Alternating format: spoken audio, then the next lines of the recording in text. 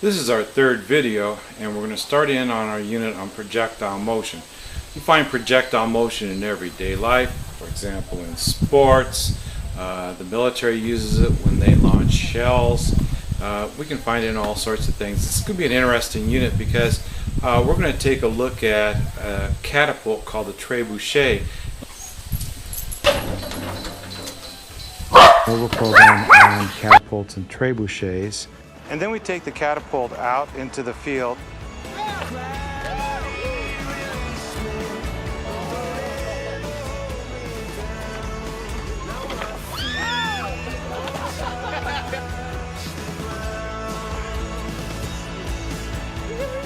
I think Iowa Public Television is one of the easiest ways, I think, to understand projectile motion is to look at half a projectile motion.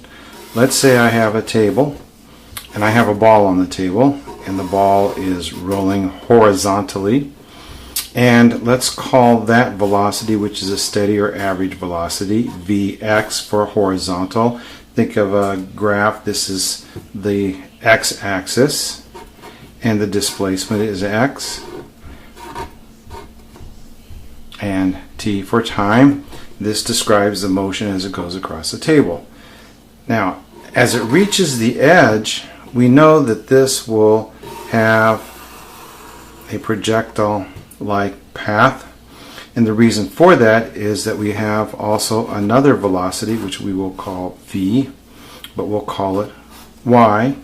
Same thing on a graph. This is the y-axis, and this will have a very large influence on what happens to the ball as it continues in this direction. We're going to take a closer look now at this part of the situation. Remember, we described this by this equation. We're calling x because it's horizontal, and since there's nothing pushing this, it's a constant velocity. One way we can describe this motion is to draw an arrow like this to represent the horizontal motion as the ball heads down to the ground. And we can put in our velocity vertical, and we'll call this y, just like on a graph. This would be the y-axis, this is the x-axis, and we'll call this y instead of x, once again, for like the graph, and we'll call this t for time. Okay, understand that this is not a constant velocity, that the velocity here, here, here, here, all the way down will be accelerating because gravity is pulling this down at 9.8 meters per second squared. And we can represent this by an arrow also pointing down. Now this ball right at the edge has not experienced a downward force yet, but this ball has, and so we can draw that arrow, and this one is longer because it's faster now.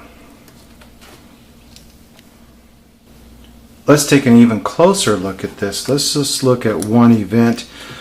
Once again, this is the horizontal velocity given by Vx. The distance that it travels as it's going in this direction is given by x, and the amount of time that it takes is given by t. Now, on the vertical side of things, we want to know what the final velocity is here. We would use this equation. It's from page 58.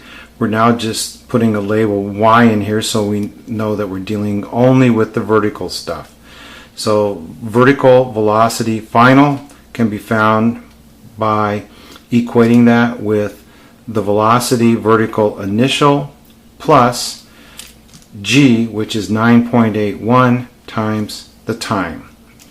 Or if we're interested in the distance that it fell, we can use this equation. In page 58, this was x. We're now turning it into y to make sure that we understand it's the vertical direction.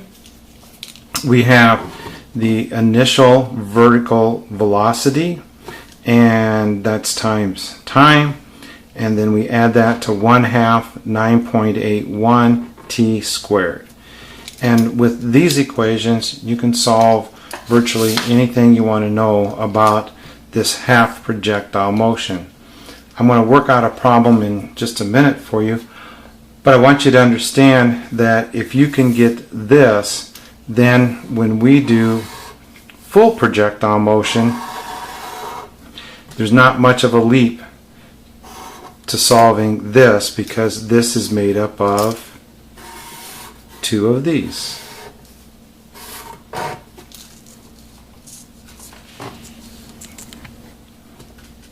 One of your labs will take a ball that is coming off of a ramp, rolling down across the table, and using your math knowledge, you will have to predict where to place a cup so that that ball will land in the cup. I want to solve that problem for you because it's a very good problem. It uses all the important ideas on how to solve these half projectile motions. Let's say that this ball comes off the ramp, and once it comes off the ramp, it's no longer accelerating and keeps a constant velocity of 2 meters a second. So its horizontal velocity is this. And let's say the table, to keep our math simple, is 1 meter. So this would be the displacement y, 1 meter. And the question that we want to know is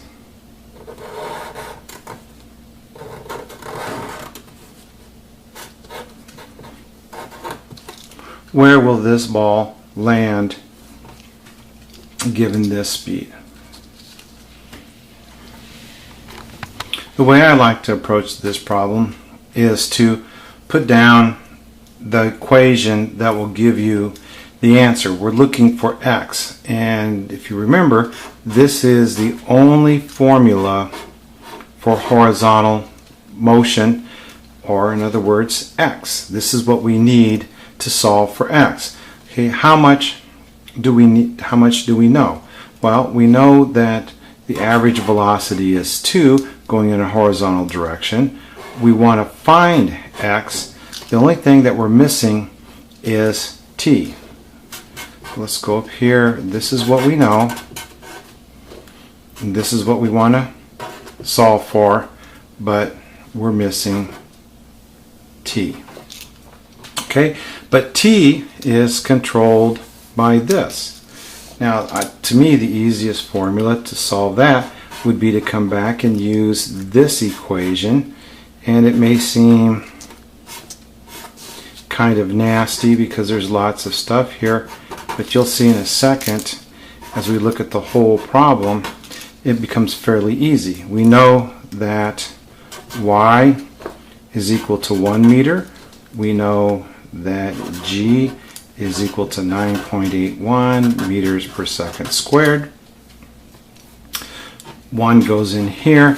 Our initial vertical velocity, the velocity at which the ball starts to go down, is 0 because gravity has just started to act on it. So all of this part gets wiped out. 1/2 9.81 t squared. Now we can solve for t. If we clean this up a little bit,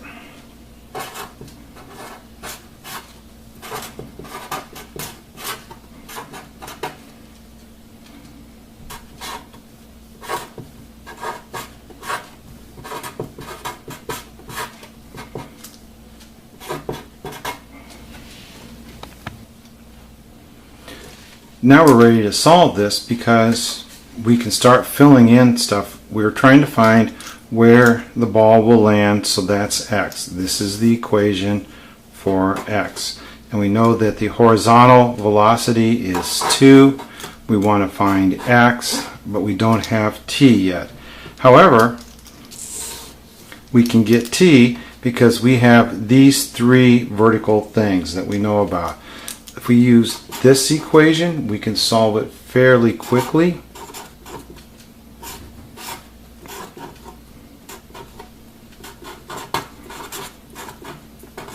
Once again, this is from page 58. We're substituting y in for x, and this y is put in here so we're not confusing it with anything horizontal. It's all vertical. We know that y is 1 meter. We know that the initial velocity is 0 multiplied by the time here. This will drop out in a second. 1/2 9.81 t squared.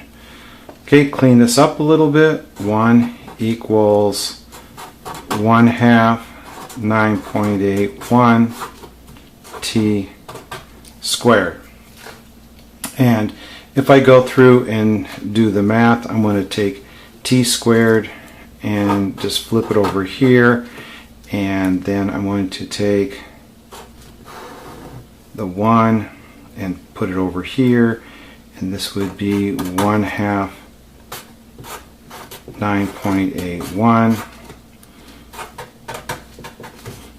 Dividing this into here, I come up with 0.20387 something ... Okay, and then taking the square root of this, I come up with 0.45 seconds. Now I can take this 0.45 seconds, put it into this equation, and multiply these two together, and x is equal to 0.9 meters. So now I know where the ball will land. If we look at this table once again, 1 meter, we now can put our cup at 0.9 meters, and we'll take the ball, roll it down the ramp, and it should go in. What's important to realize is that the time vertical is exactly the same time horizontal. So this is what connects our horizontal and vertical together, is time.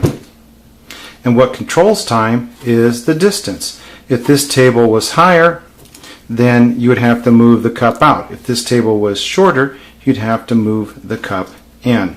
So the key to remember is time, and time is controlled by the vertical distance. What to know for the quiz. Time is common to both horizontal and vertical equations. Time is controlled by the vertical distance, also known as the height, and we're going to call that y. The horizontal distance will be called x. Solve using the same equations as in Unit 1. The two basic equations, acceleration is equal to a change in velocity or a change in time, and velocity is displacement over time. But more importantly, page 58. And know that g is 9.81 meters per second squared.